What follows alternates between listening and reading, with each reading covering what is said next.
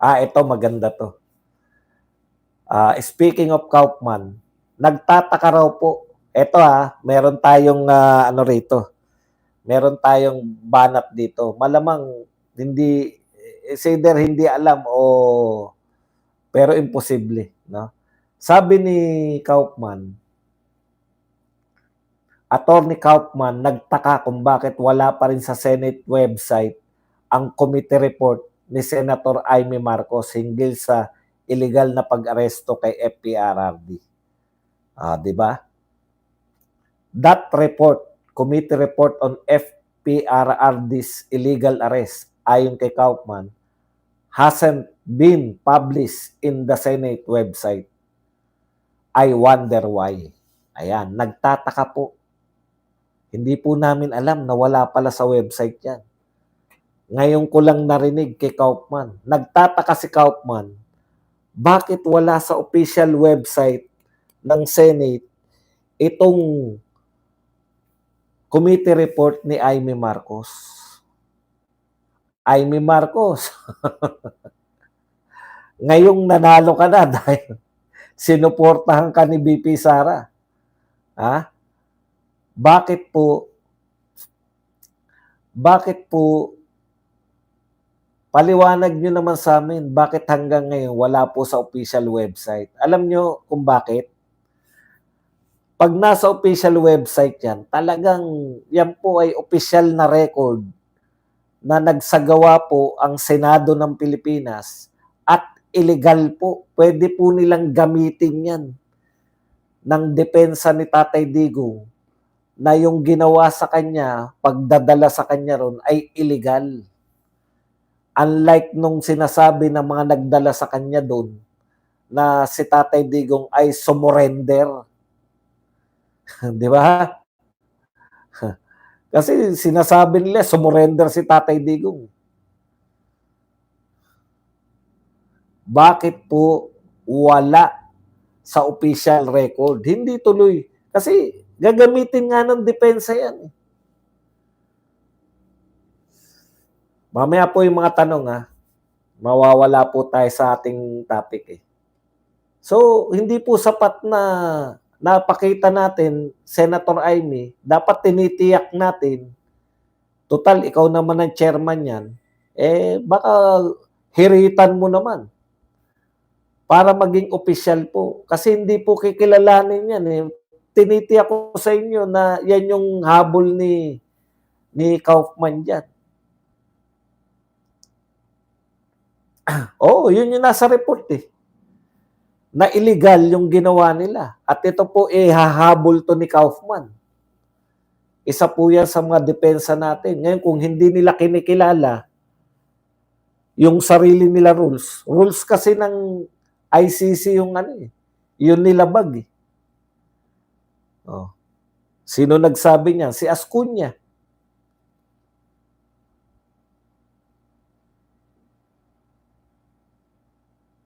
Sabi ni Ascuña, tama yun. Pwedeng mag-issue daw yung ICC kahit hindi tayo sang-ayon doon. Mag-issue ng warrant of arrest, di ba? O kung under pa raw si Tatay Digong dahil member pa tayo. Marami pong tututol kay Ascuña dyan. Pero sinabi rin po ni Ascuña, hindi po pwede nakikilalanin mo yung rules ng ICC pagdating sa paghahain ng warrant of arrest, pero hindi mo kikilalanin yung rules ng ICC pagdating sa pagdadakip. Ano po ang nakalagay sa rules ng ICC? Ulitin lang natin, matagal na natin itong sinasabi, no? Ang rules po ng ICC, pag dinakip mo yung may warrant of arrest, kinakailangan idaan mo sa local court. Yan po yung nakalagay sa report ni Amy Marcos. Ang problema ni Kaufman, nagtataka siya, bakit wala doon sa sa Senate report o sa Senate website yung committee report ni Amy Marcos. Kailangan niya, Senator Amy. Baka pwede namang i-follow up nyo. Napakasarap nyo pagka ikinakampanya kayo ni BP Sara, di ba? Ngiting-ngiti kayo sa mga Duterte. Ito po, President Marcos admin has 1 trillion delayed ODA projects. Ito pong ODA projects na to, kinakailangan daw to ma-push hanggang 2028. Ayan. So, ni-review nito ni Albay District Congressman Joey Salceda na Official Development Assistant showed the figure prompting him to propose a strategy to accelerate implementation. Alam niyo po, ito po pagkakaiba ni Tatay Digong at saka ng mga sinundan niyang Pangulo at saka yung mga sumunod sa kanyang Pangulo. Hindi po pinoproblema, mabilis po umaksyon eh. Sabi po ni Mark Villarto, karamihan po ng mga trabaho sa infrastructure na de-delay yan dahil sa mga right of way. Yan po ang problema nila. Hindi po yan pinoproblema ni Tatay Digong. Maaaring yung pwedeng takot kay Tatay Digong o pwedeng naniniwala kay Tatay Digong yung mga may-ari ng lupa. Ano man ang dahilan, yun po ang pagkakaiba ni Tatay Digong at ng ibang presidente.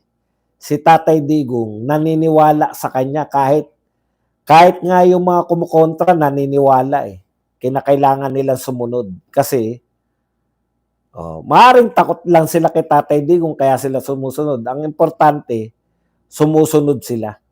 Dito po, putya, yung sinundan ni Tatay Digong, walang kakwenta-kwentang problema. No? Ito ring sumunod kay Tatay Digong, yan. Natatali po sila sa mga right of way na hindi po problema ni Tatay Digong dahil sa kanyang naniwala sa kanya yung mga tao na pwedeng magbenta ng mga lupa para dito sa mga right of way. Yan po yung nagde-delay sa lahat, no? Isa pa nagde-delay yung hindi mo pondohan. Marami po diyan foreign assisted, 'di ba? Yung mga nautang na natin tapos hindi mo pinondohan yung mga right of way, paano mo magagawa? May pondo na nga, naiutang mo na nga, ni isang poste hindi mo magawan kasi wala kang mga right of way. Na hindi natin problema nung panahon ni Tatay Digong. Kaya nga, nung panahon ni Tatay Digong, naganap yung golden years of Philippine infrastructure. Hindi po yan natsambahan lang ni Tatay Digong. Dahil yung leadership niya, pinaniniwalaan siya. Ano man yung paniniwala sa kanya na kinakailangan sumunod ng mga tao. Kung sutil ka, takot ka kay Digong. Kung ikaw naman na hindi sutil, sumusuporta ka kay Tatay Digong. Ganun lang po yun. Ito pong ayan, no? Sabi ni Conti, Belgium must decline to serve as host of third country for the interim. Alam lahat ni Conti, no? Alam niya lahat yung nangyayari sa buong mundo. Australia, Belgium.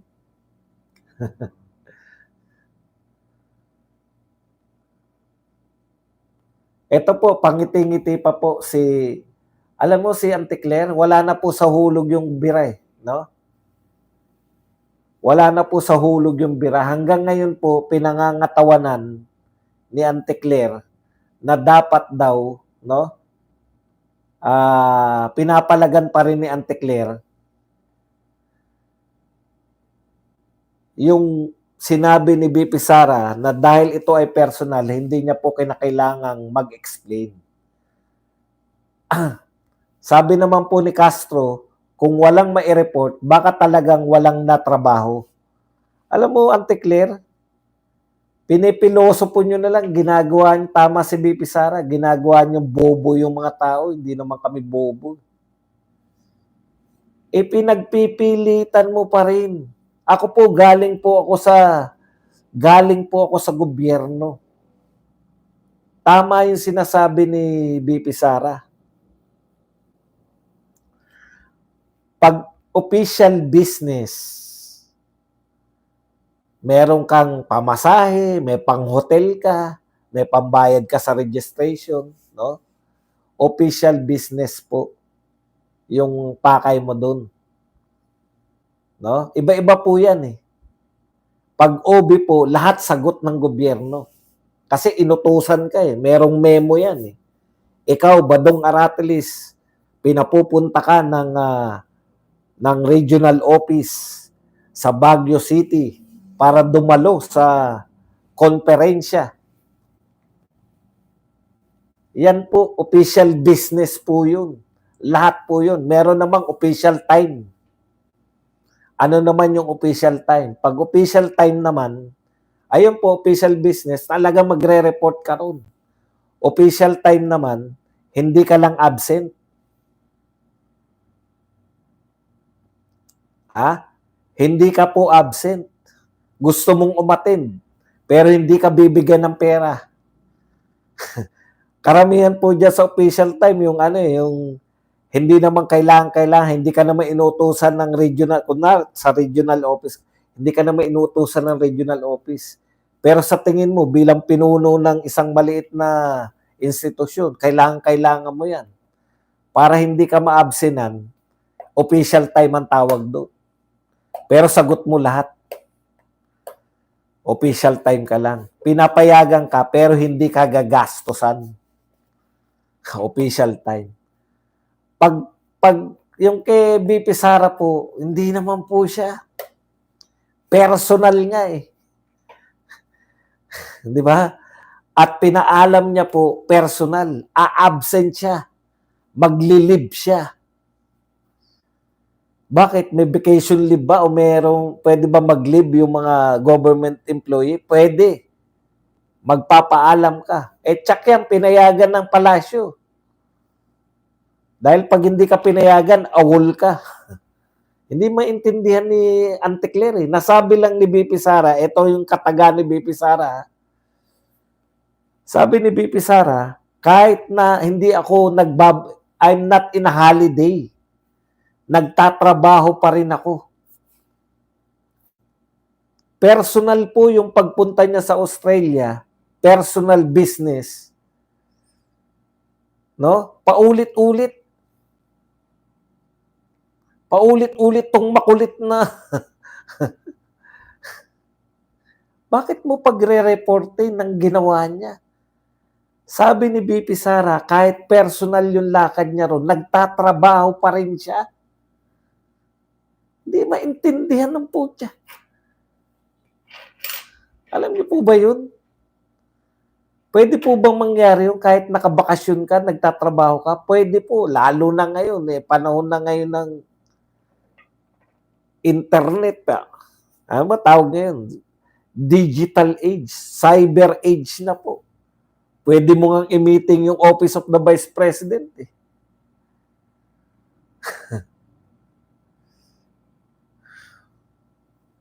Personal po yung pagpunta niya ron. Bakit mo pagre-reportin?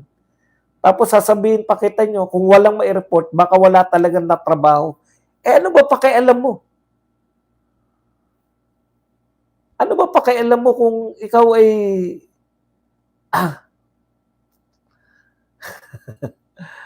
kung siya ay hindi nagtrabaho?